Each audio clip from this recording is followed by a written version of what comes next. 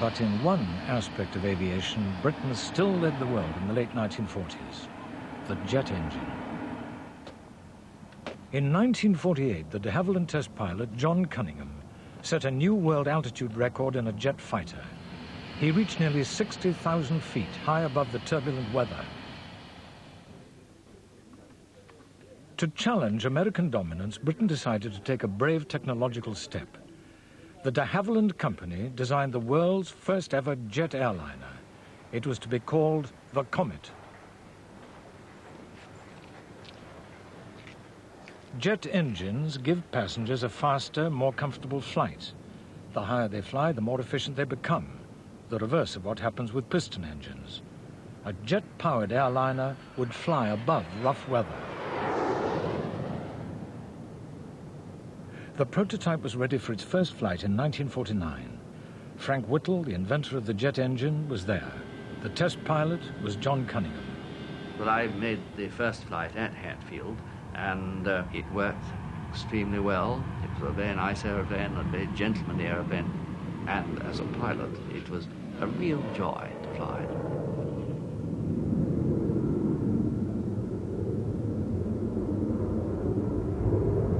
The Comet, of course, was so far ahead of any other transport that we were on our own out in front, and we had no one else we could look to for their experience.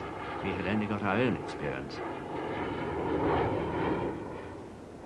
The world's first jet service to carry fare-paying passengers started in May 1952 from London in stages to Johannesburg. The Comet lacked the range to cross the Atlantic, but it seemed to be heralding a new age in air travel. The Comet set a standard that at that time, in 1949, meant that passengers could fly at twice the speed of the then best airliner, which was the Lockheed Constellation, and more than twice the height, in very smooth conditions, and to be able to consider taking passengers or going from here to Johannesburg in less than half the time of the best propeller-driven transport opened up a wonderful field of smooth, comfortable travel.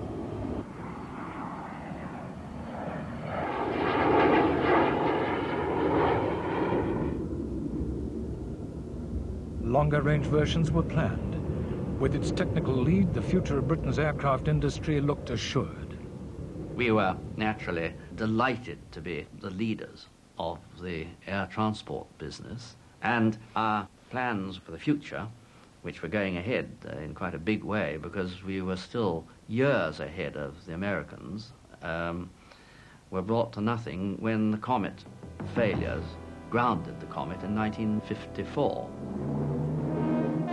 The future of the Comet, the world's first passenger jet airliner, hangs upon the outcome of a court of inquiry being held at Church House in London. This is some of the evidence. The Comet fell out of the sky, literally, over Elba. We did not know at the time why it had come down, and after a period of grounding and investigation of possible causes of the failure, they were allowed to fly again. About a month after they had started flying again, a second one came out of the sky in the Bay of Naples, and the Comets were then grounded.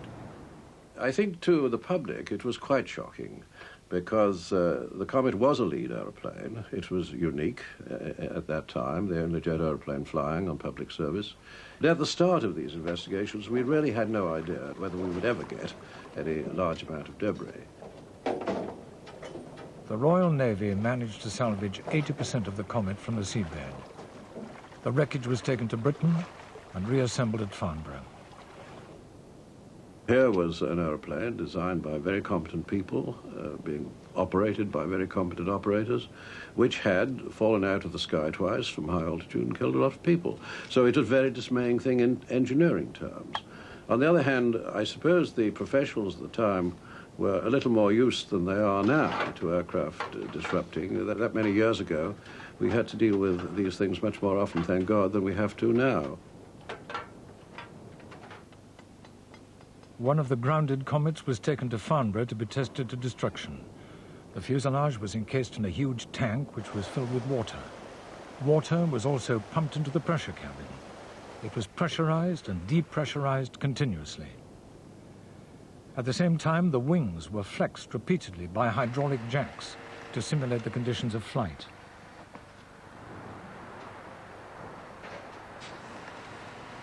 The aircraft survived these tests intact for the equivalent of 15,000 hours flying before the fuselage burst. The conclusion was the accident had been caused by a fracture of the pressure cabin, which itself was caused by a fatigue failure in the metal near the corner of a window. That failure had spread very rapidly down the cabin and leading to an explosive decompression, which caused the aeroplane to break up. We particularly wanted to see if we could get the part of the real aeroplane from the bottom of the sea to check this.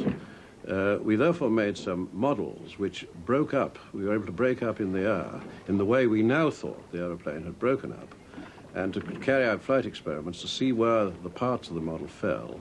In this way, we were able to tell the Navy, roughly speaking, where to look for the actual part we were interested in, and they got it within an hour or two of searching there. We got that back to the laboratory very rapidly, got it under a microscope, and there was what the Attorney General in the Court of Inquiry called the fingerprint of fatigue. Well, I suppose a new word came into public parlance, metal fatigue, because it hadn't been heard of very much by the general public before this, though in the engineering profession it was quite a well-known phenomenon. We were pioneers, and the world has benefited by our failures, but the Havillands lost the enormous advance they had in position ahead of the Americans, but the world has safer jet transports today.